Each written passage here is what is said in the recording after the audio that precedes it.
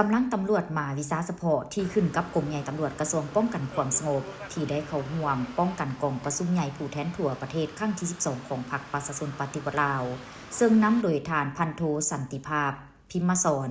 ห้องหัวหน้ากรมตำรวจฝึกแอบและนำไส้หมายวิสาเฉพาะพร้อมด้วยคณะก็ได้เป็นอีกหนึ่งกำลังที่ซุ่มไซในการป้องกันกองประชุมใหญ่ผู้แทนทั่วประเทศครั้งที่12ของพรรครายละเอียดทานพันโทสันติภาพพิมพ์สอนห้องหัวหน้ากลุ่มตำรวจฝึกแอบและนำไส้หมายวิสาเฉพาะก็ได้ให้สัมภาษณ์ต่อสื่อมวลชนป้องกันความสงบว่าในกลุ่มกองเฮาก็ได้เข้าร่วมป้องกันกองประชุมผู้แทนทั่วประเทศเนาะครั้งที่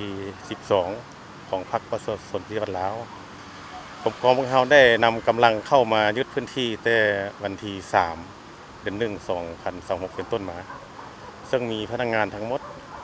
13สหายมาวิสาเฉพาะ8ตัวเนาะ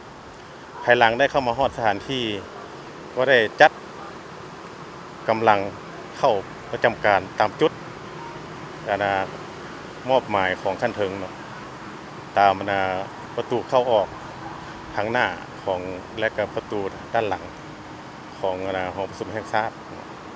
ผ่านการปฏิบัติหน้าที่นับแต่วันที่3มาถึงปัจจุบันนี่แม่นรักษาได้ความเป็นระบบระเบียบและความปลอดภัยเนาะอยู่ในขอบเขตของประชุมแห่งชาติซึ่งบ่มีปัญหาอย่างที่ว่าเกิดขึ้นเนาะครับหมายได้รับความปลอดภัยเนาะตามจุดประสงค์ของขั้นเทิงได้วางออกเนาะ